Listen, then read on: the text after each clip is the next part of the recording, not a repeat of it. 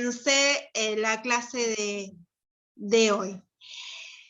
Nosotros veníamos trabajando en los encuentros anteriores, digamos, desde el primer encuentro estamos tratando de posicionar y analizar y reflexionar los sentidos, las lógicas que subyacen a determinadas posiciones, más o menos tensionando dos grandes bloques, si se quiere, en relación a la educación, que podría ser la educación como derecho, posicionada en el enfoque de los derechos, o la educación como una mercancía, posicionada en la lógica del mercado. Dentro de esas dos lógicas, digamos, que están en tensión, que están en pugna, estamos viendo y visualizando qué las caracteriza, desde dónde, por qué, y cómo se posiciona la pedagogía frente a esos dos sentidos o esas grandes lógicas.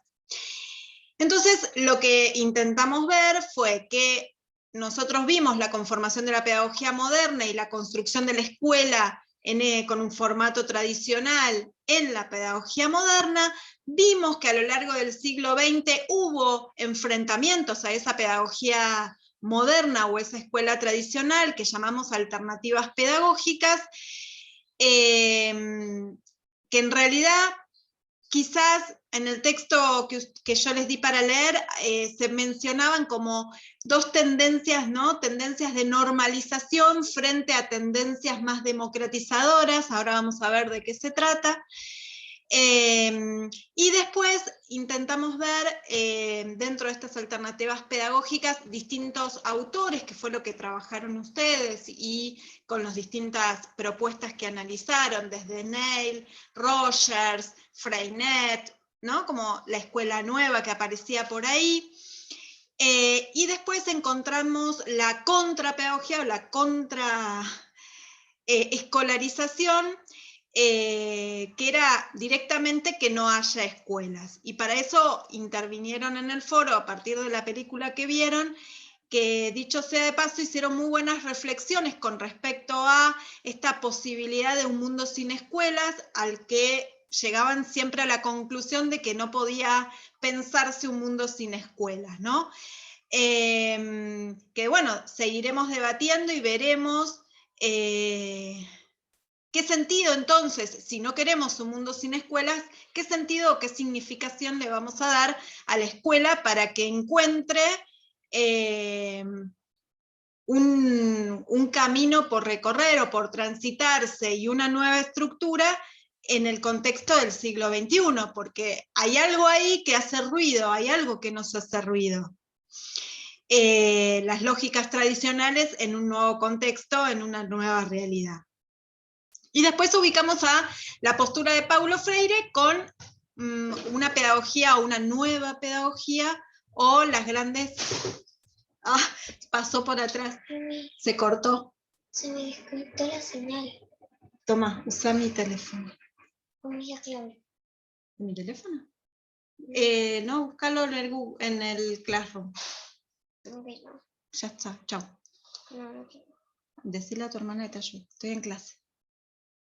Chao. Bueno. Y así seguimos, viste, como las propagandas, las publicidades. Bueno, disculpen, porque nada, tenía clase virtual porque no tuvo presencial. Y se le cortó. En fin, sin comentarios. Les decía que ubicamos entonces finalmente a la pedagogía de Paulo Freire como representante de lo que serían las nuevas pedagogías o las pedagogías críticas, ¿no? Y yo quería indagar en esto de lo crítico, y seguramente el encuentro que viene vamos a trabajar, e indagar un poquito más lo que es algunos conceptos relacionados con estas pedagogías críticas que tienen que ver con un sujeto activo, por supuesto, y constructor de la historia, un sujeto transformador, no solo reproductor, sino productor y constructor, a partir del análisis de la realidad, ¿no? Para lo cual necesita herramientas para pensar esa realidad. Y para eso empiezan a aparecer palabras como hegemonía, contrahegemonía, el lugar de los profesionales reflexivos. ¿Cortó? Cortó, profe. ¿Se Profe, cortó? ¿puede repetir, por favor? La parte de las teorías críticas, decía. Es que se te cortó recién, profe, todo lo que estabas diciendo. Ah, ok, ahí va de nuevo. Digo, lo último que estaba diciendo era que lo último que habíamos visto era que ubicamos a Paulo Freire en lo que llamábamos pedagogías críticas o nuevas pedagogías. Y cuando decíamos pedagogías críticas, encontrábamos la necesidad de pensar a qué se llamaba pedagogías críticas, ¿no? Y estas posturas sostienen que en la escuela suceden cosas. No solo hay imposición o reproducción, sino que hay posibilidades de transformación, porque se considera que los sujetos son partícipes de su propia historia, construyen su propia historia. Y entonces van a empezar a aparecer palabras como hegemonía, contrahegemonía o intelectuales transformadores, y ahí ubicaríamos a un docente como un profesional reflexivo, ¿sí? Todo esto lo vamos a intentar indagar y seguir profundizando. Pero antes de entrar en esos temas, a mí me gustaría hacer como un pequeño recorrido histórico, ¿sí? Para que vean cómo se fue conformando el sistema educativo argentino, mejor dicho, los sistemas educativos latinoamericanos, y focalizando en el caso argentino, cómo se reflejó en los marcos legales, es decir, las leyes que regulan ese sistema, para ubicarnos en el hoy, ¿sí? Para encontrar a la escuela hoy. Para eso, yo les había dado la vez pasada un texto cortito, pero que está cargado de información, al cual les había pedido que revisen y vayamos marcando, que ustedes marquen todos los conceptos que a ustedes les parecían como importantes de ser tenidos en cuenta, sobre todo teniendo en cuenta la lógica histórica, ¿no? Que íbamos a hacer el recorrido histórico. Si le tuviésemos que dar como un punto de inicio a ese origen histórico, tendríamos que posicionarnos en el 1882. Pero a partir de 1880, ¿sí? Se empieza como un cachito antes, pero porque en 1862 Mitre ya empieza con la escuela secundaria. Pero digamos, vamos a ponerle como el punto de inicio entre 1880 en adelante, en donde se termina de delinear de alguna manera lo que se va a llamar sistema educativo argentino. Y en todos los sistemas educativos latinoamericanos, más o menos a partir de esa fecha, comienza la conformación de lo que vamos a llamar sistema educativo. Cuando hablamos de sistema educativo, decimos hay una red de instituciones llamadas escuelas, que van a tener distintos niveles y que van a estar conectadas y organizadas alrededor de la figura del Estado. ¿Está bien? Porque es un sistema coordinado por la figura estatal. Focalizando en Argentina, en 1882 va a haber un gran congreso pedagógico. 1882, esperen que no se me vaya la señal porque de repente hace chuc, chuc, chuc. Ustedes me avisan si no me escuchan. En 1882 decía, hay un congreso pedagógico, y en ese congreso... Profe. Sí, se me cortó.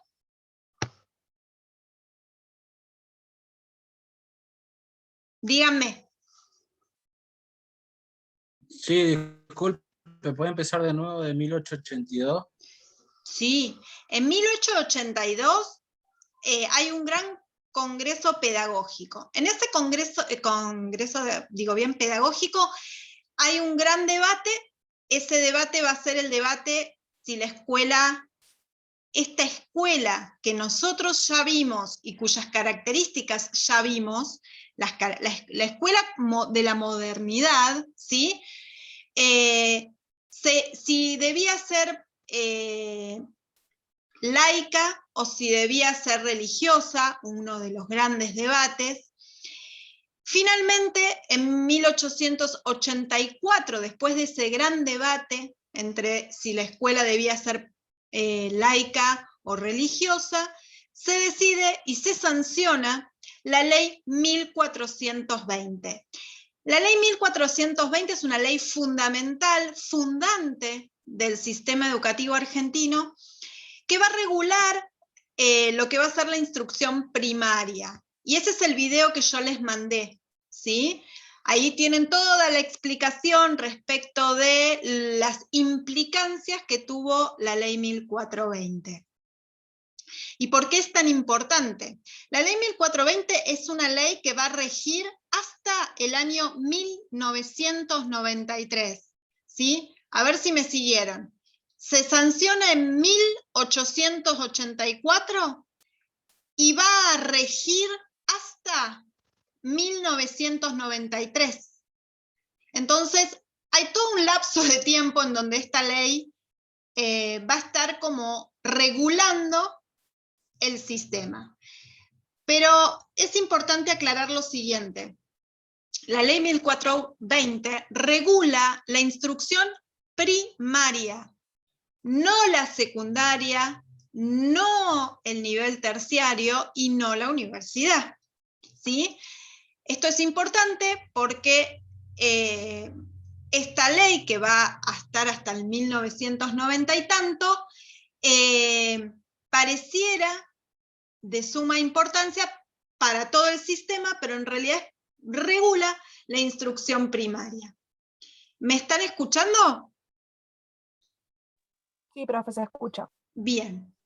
Sí, profe. Sí. Ah, me escuchan. ¿Me quieren hacer alguna pregunta? ¿Alguno vio el video de la ley 1420? ¿La habían escuchado? Ese es el video más largo, ¿no?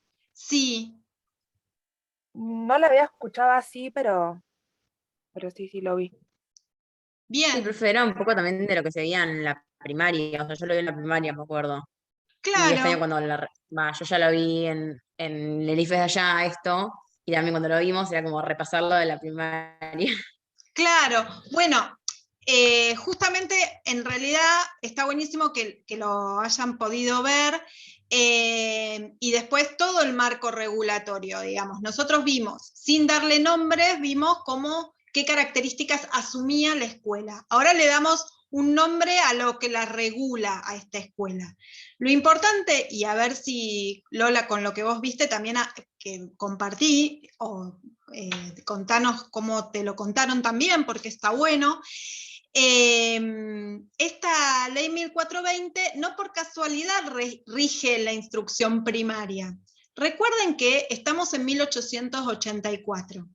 ¿Cuál era la intención de la escuela cuando se conforma dentro de lo que llamamos pedagogía moderna? La intención era universalizar, lograr la masificación de la enseñanza primaria para la formación de un ciudadano o de lo que llamamos un sujeto colectivo. Ese sujeto colectivo homogéneo, ¿no? Que debía pensar todos igual, para lo cual necesitábamos que se masifique esa enseñanza. Sí.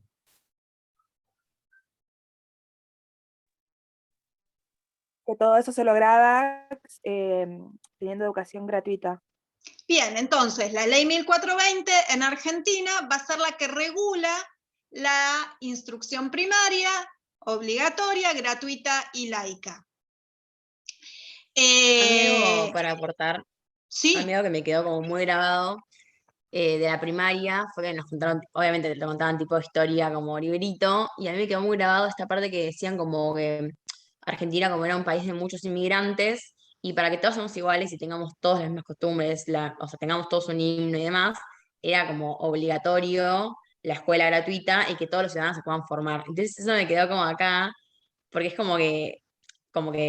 no, claramente nos decían tipo, imagínate como daditos de todos los colores y de todas las formas, que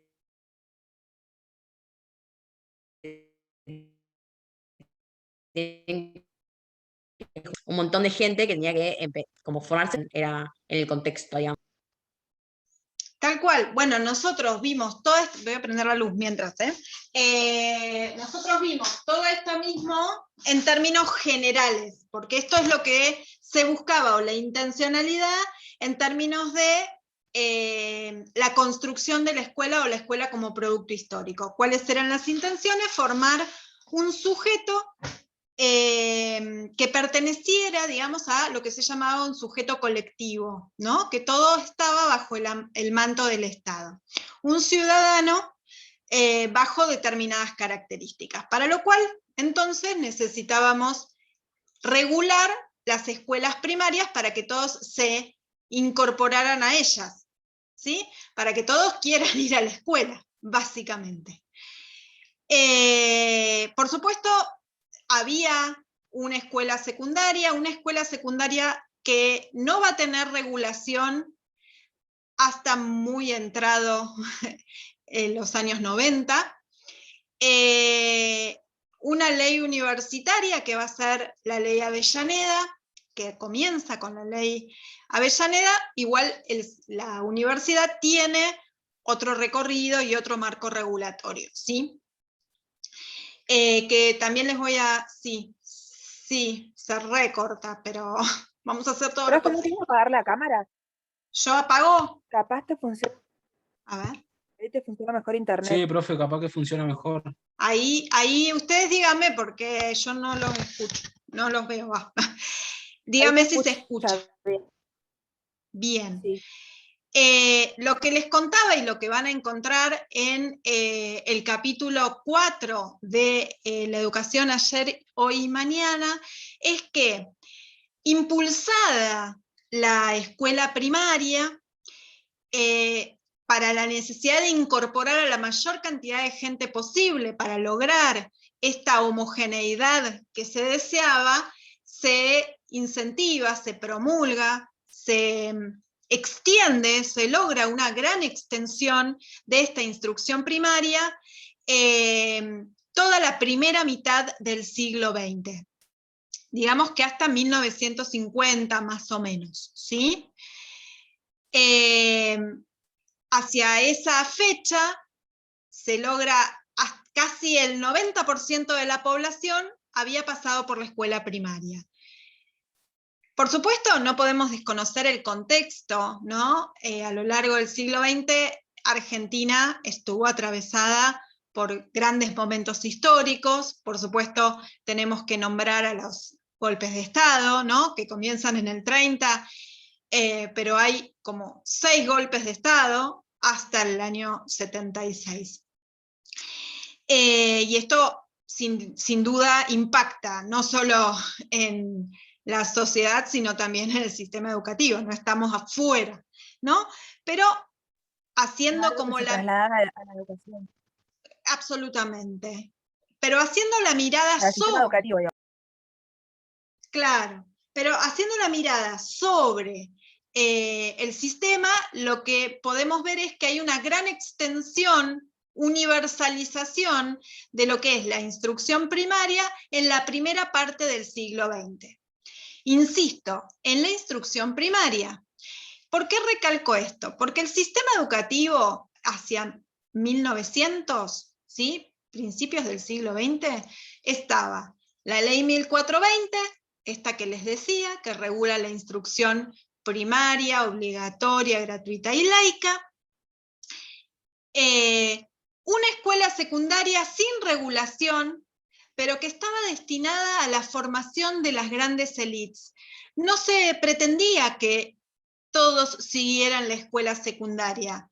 Lo que se deseaba es que todos pasaran por la instrucción primaria, no que continuaran. Los que continuaban iban a ser las grandes, las grandes élites, los que iban a ser los líderes del país, ¿sí? O sea que era un sistema educativo marcado por las distinciones, ¿sí? La instrucción primaria para todos, la secundaria para algunos pocos, por supuesto la universidad para unos muy pocos privilegiados. Así, de esa manera se conforma hacia principios del siglo XX este sistema educativo. Pero ¿qué pasa? Decimos que hay una gran extensión y universalización, y eso es un gran aporte democrático en el sistema educativo argentino, porque hacia mitades de los años del siglo XX, la gran masa de la población había pasado por la escuela primaria. Pero ¿qué pasa? ¿Qué va a pasar? Hacia los años 60 vamos a querer más. Vamos a querer más, ¿por qué? No se escucha. A ver. Porque ¿saben qué es lo que está pasando? Se levantó un vientazo. Se vino el vientazo. Entonces cuando sopla no se escucha nada. Lo que les decía era esto, que hacia mitad del siglo XX, si toda la población había ingresado a la instrucción primaria, van a querer seguir a la escuela secundaria. Pero la escuela secundaria se había formado, se había organizado de tal manera que era para algunos pocos, para las élites. Entonces ahí empieza a aparecer una gran problemática que va a hacer que ingresen a la escuela secundaria todos aquellos que en realidad en algún primer momento estaban excluidos, ¿sí?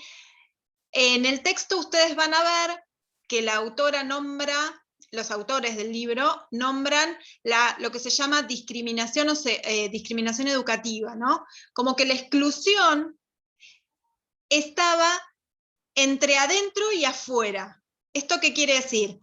Vos podés ingresar... Esto tiene mucho que ver con mantenerlos como controlados, ¿no? El hecho de que no se eduquen sí, hace que estén ahí como sometidos a lo que den, a las órdenes que den los que sí se educaron, por así decirlo. A ver, esto por supuesto van a decir las teorías como las que vimos nosotros, que sostienen que la escuela reproduce, que impone, ¿sí? Que de hecho lo hace porque trabaja sobre categorías culturales que son de la ideología que domina, ¿sí? O el mismo Freire, ¿qué les diría? Que en realidad lo que se transmite en la escuela es una educación bancaria, deposita las cosas que cada uno necesita según el lugar que ocupa.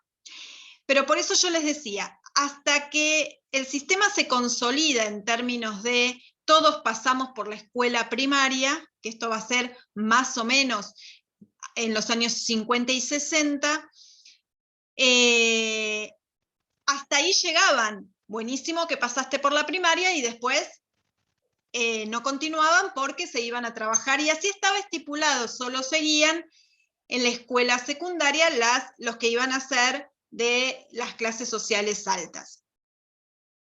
Pero cuando empezamos a pedir ingresar a la escuela secundaria, empieza a haber dificultades o problemáticas, o lo que se va a llamar la gran crisis educativa, que comienza, miren ustedes, desde los años 50, 60, ¿sí? Básicamente porque la estructura del sistema era excluyente, ¿sí? Hasta la primaria vos, hasta la secundaria los otros, hasta la universidad unos pocos, digamos, era absolutamente excluyente.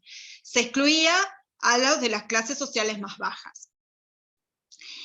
¿Qué pasa? A lo largo del siglo XX, el enfoque de derechos va a ir, y eso lo tienen escrito, ¿sí? Si ustedes ven en la primera parte del texto, hay todo un posicionamiento, ¿sí? Por ejemplo, para entender cómo se dio el proceso de democratización. Y el proceso de democratización tiene que ver con el enfoque de los derechos. Es decir, cuando hablamos de los derechos de las personas, son interdependientes, es decir, que si hay uno que se vulneran todos. Y en esto el derecho a la educación es uno de los derechos fundamentales, ¿sí? Pero tiene que estar acompañado no solo de lo que se dice que es un derecho y cómo se entiende ese derecho, sino también por la materialidad para la concreción real de que ese derecho sea posible de ser efectivo. Ahí ustedes tienen en el texto una autora que se llama Feldfeber, que dice que nosotros tenemos que entender cómo se fue construyendo el derecho a la educación desnaturalizándolo. Nosotros ya vimos la palabra desnaturalizar. ¿Qué era desnaturalizar? Sacarlo del lugar común, como algo Exacto. normal. Como de lo Bien. cotidiano. Exacto, sacarlo de como si fuera algo que se dio siempre, sino que es producto de una construcción. Entonces, insisto, el derecho a la educación es producto de una construcción, que tenemos que verla en este recorrido histórico que hoy iniciamos, ¿sí?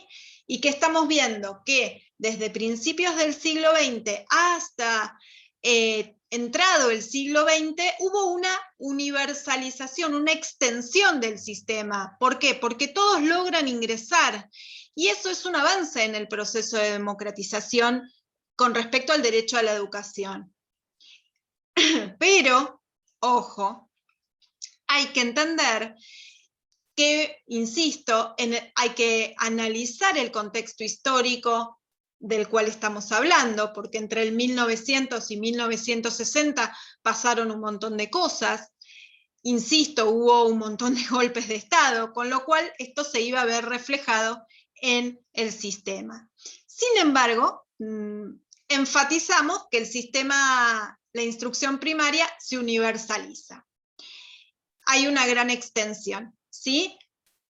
Y otra vez tenemos que hacer una salvedad. Cuando se universaliza, ¿qué escuela se universaliza? Se universaliza la escuela con el formato tradicional, el que nosotros vimos, el que se conformó hacia finales del siglo XIX, con todas esas características que vimos, un docente portador del saber, un alumno pasivo, una transmisión hasta aplicacionista, y depositaria de contenidos escolarizados, porque lo que era importante de lograr era la homogeneización. Si, hay en uno de los videos creo que habla de los guardapolvos blancos, y esta necesidad de considerarnos todos parte de una misma, de un mismo grupo social, aunque en realidad había una imposición de determinadas categorías culturales que respondían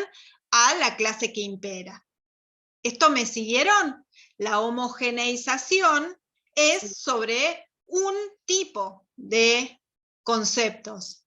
No es que todas las categorías culturales valen, o todas las historias, o todas las trayectorias. No, no vale. ¿Se acuerdan cuando veíamos que la escuela transmitía una concepción de familia, un determinado rol de la mujer o un determinado rol del hombre? ¿Sí? Esas categorías eran las que la escuela transmite, con lo cual son las válidas, son las validadas. ¿Está bien? De esa escuela estamos hablando, que se universaliza. Cuando logramos que la gran parte de la población se incorpore dentro del sistema, por supuesto queremos seguir. Cuando queremos seguir, la escuela secundaria dice para un poco, porque nosotros éramos para unos pocos, ¿sí? A ver, cuando digo la escuela dice para un poco, en realidad no es que habla la escuela secundaria, pero sí desde su estructura lo impone. ¿Por qué digo desde su estructura? Porque la escuela secundaria, ustedes pasaron por ella, ¿cómo está dividida?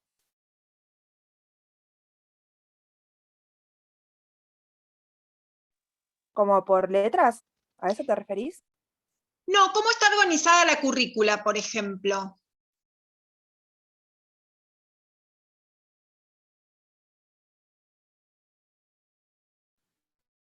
Nadie fue a la O escuela sea, Sí, secundaria. sería los como profe que en ciclo básico y en ciclo orientado. Bien, ¿y cómo son? ¿Qué hay en un currículum, en un ciclo básico? El básico es primero y segundo, y el otro es el que puedes elegir la orientación. Sí, por ejemplo, el CPEN 3 es contable, naturales o sociales. Y es tercero, cuarto y quinto. Bien, ¿eso se refiere a lo polimodal, profe? eso un poquito más adelante ahora lo vamos a ver, pero antes de entrar a lo polimodal, como nos dice Luen, ¿cómo están las materias? ¿Cómo se llaman las materias? ¿Cuántas materias tienen? Son un montón, son como 10. 12. Bien, hay 13. una lógica por materia, por disciplina, no es como en la primaria dividido por áreas. Hay materia geografía, historia, física, química, matemática, la. Cuando la escuela secundaria comienza, en principios del siglo XX, es un currículum, se llama currículum humanista, un currículum enciclopedista, dividido por una lógica disciplinar, porque lo importante era formar élites. No era otra la preocupación. No teníamos la preocupación como podemos tener hoy de otros intereses para la escuela secundaria. En ese momento, y entrado el siglo XX, insisto, hacia 1950-60, seguía siendo la preocupación de sostener este currículum enciclopedista, ¿sí? Cuando digo enciclopedista, digo me formo en la historia, en la filosofía, ¿sí? Cosas que piensen en un trabajador que necesitaba herramientas para poder incorporarse en el mundo del trabajo, digamos que la filosofía no era como parte de su necesidad. ¿Está bien? Por supuesto, esto en términos sumamente burdos, se los estoy contando como muy rápido. Pero para que entiendan que la lógica de la escuela secundaria no estaba disponible para la recepción de más cantidad de gente. Esto va a ser un problema. Y por otro lado va a ser un gran problema y va a ser una gran crisis la demanda social, ¿sí?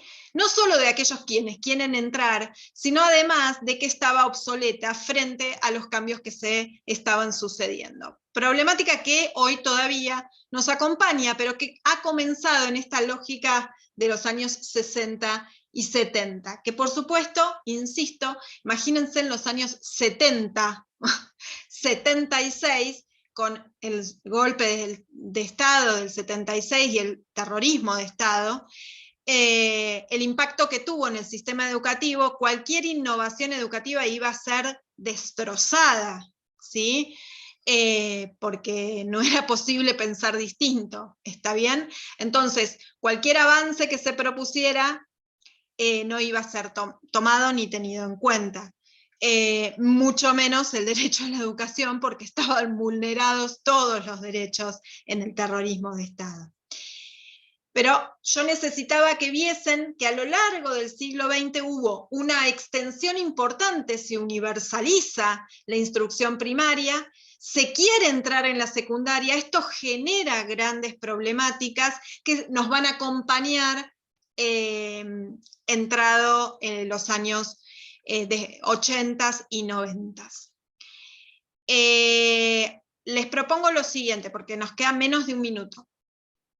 Yo quiero que ustedes me cuenten si esto que yo les estoy contando lo vieron en el texto, porque quiero que trabajemos sobre ese texto. Ahora lo voy a poner en pantalla también, ¿sí? Nos conectamos, les corto y nos conectamos.